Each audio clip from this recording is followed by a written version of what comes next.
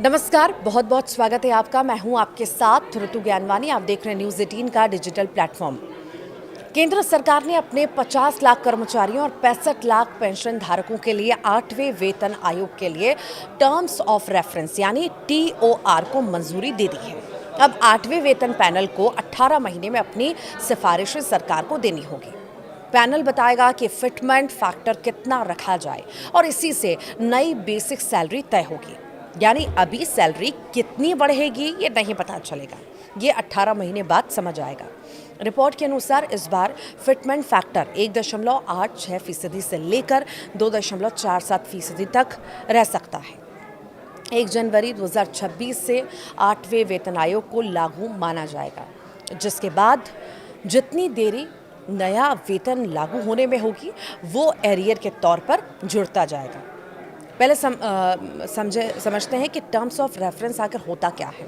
TOR आयोग के कामकाज का दिशा निर्देश दस्तावेज है। यह आयोग के दायरे यानी स्कोप, उद्देश्यों, ऑब्जेक्टिव्स और सीमाओं को परिभाषित करता है। इसमें यह तय होता है कि आयोग आखिर क्या क्या समीक्षा करेगा, जैसे सैलरी स्ट्रक्चर, अलाउंस, पेंशन और बाकी। TOR के आयोग का काम शुरू नहीं हो सकता बिना TOR के आयोग का। तो सैलरी बढ़ाने के लिए एक तय फॉर्मूला है, जिसमें सबसे बड़ा किरदार जो है फिटमेंट फैक्टर अदा करता है। 7वें वेतन आयोग में ये 2.57% था। तब न्यूनतम बेसिक सैलरी 6,000 रुपये से बढ़कर 18,000 रुपये हो गई थी। इस बार अगर 2.47% का फिटमेंट फैक्टर लागू होता है तो नई बेसिक सैलरी 30,000 रुपये के करीब पहुंच सकती है। आइए कैलकुलेशन के ज़रिए आपको समझाते हैं और आसान तरीके से समझने की कोशिश करते हैं। मान लीजिए कि आपकी बेसिक पे अभी 18,000 रुपये है, तो 2.47% के फिटमेंट फैक्टर के साथ ये सैलरी बढ़कर 44,460 रुपये हो जाएगी। हालांकि अगर फिटमेंट फैक्टर 1.86% रहता है तो नया बेसिक पे जो है 33,480 रुपये होगा। आखिर कितनी होगी क्रॉस सैलरी ये भी जान लीजिए। तो ग्रॉस सैलरी जो है, सैलरी में बेसिक सैलरी के साथ हाउस रेंट, अलाउंस और DA भी जुड़ता है। DA यानी DNS अलाउंस महंगाई के अनुसार दिया जाता है। ये साल में 2 बार अपडेट किया जाता है और अभी की कैलकुलेशन के लिए DA को 0 मान लेते हैं। हाउस रेंट अलाउंस भी 3 श्रेणियों में बांटा जाता है।